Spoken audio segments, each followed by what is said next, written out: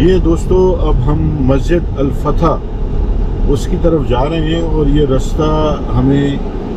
Lead کر رہا ہے مسجد الفتح کی طرف۔ نماز عصر کا وقت بھی ہو چلا ہے تو ہم یہاں نماز عصر بھی پڑھیں گے۔ اس کی کیا تاریخی حیثیت ہے اور رسول پاک صلی اللہ علیہ وسلم کے ساتھ اس مسجد کی کیا نسبت ہے وہ بھی میں آپ کو ابھی بتاتا ہوں۔ ابھی ہم گاڑی پارک کر کے اور یہاں سے اوپر کی طرف چلتے ہیں۔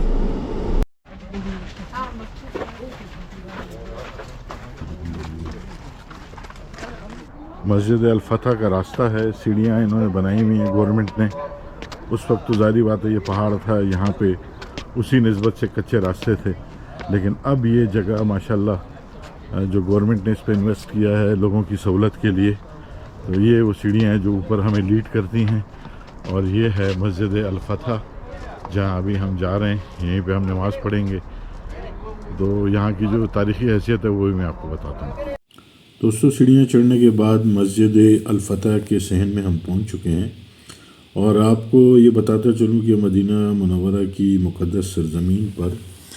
یہ جو مسجد ہے یہ مسجد الفتح اور مسجد الاحزاب بھی اس کو کہا جاتا ہے، اور اسلامی تاریخ میں اس کی بہت زیادہ اہمیت ہے، اور یہ ایک ہم اس کو ایک بابرکت مقام بھی کہہ سکتے ہیں۔ یہ مسجد اس پہاڑی کے قریب ہے جہاں غزوہ خندق کے دوران نبی کریم صلی اللہ علیہ وسلم نے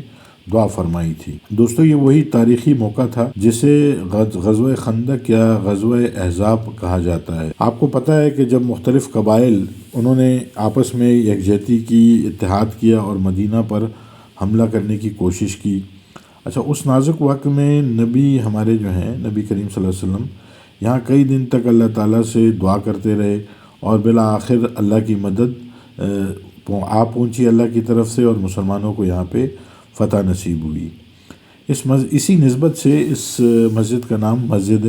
الفتح رکھا گیا ہے، یعنی ہم یہ کہہ سکتے ہیں کہ یہ وہ مسجد ہے جہاں فتح کی دعا قبول ہوئی تھی۔ اور میں یہ کہوں گا کہ یہ مقام ہمیں یہ سبق دیتا ہے کہ کوئی بھی مشکل وقت جب بھی ہم پر آن پڑے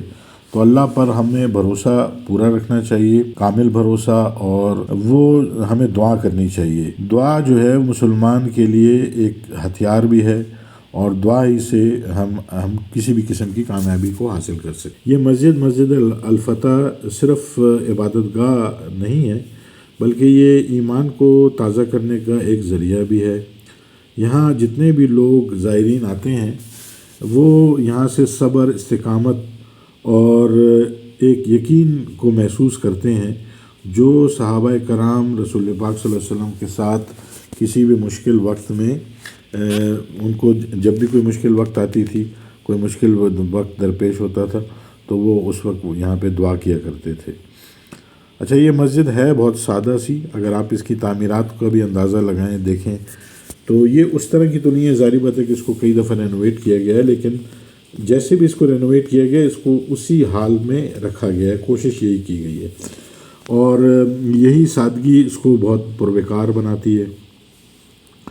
یہاں کی جو فضا ہے اس میں ایک عجیب سی روحانیت محسوس ہوتی ہے، جتنے بھی لوگ یہاں آتے ہیں بڑے خوش ہوتے ہیں، اور زائرین آپ دیکھ سکتے ہیں کہ یہاں کے نوافل ادا کرتے ہیں، مرد، عورتیں، بوڑھے، بچے، جوان سب آتے ہیں اور یہاں پہ عبادت کرتے ہیں، دعائیں کرتے ہیں۔ تو میں یہ کہوں گا دوستوں کہ اگر آپ مدینہ منورہ جب بھی آئیں تو اس مسجد الفتح کی ضرور زیارت کریں، کیونکہ یہ جگہ ایسی ہے کہ جہاں پہ آپ کی ہر دعا قبول ہوتی ہے، کیونکہ ہمارے پیارے نبی کی دعا بھی اللہ نے یہیں قبول کی تھی۔ میں یہ دعا کروں گا کہ اللہ تعالیٰ ہماری ہر مشکل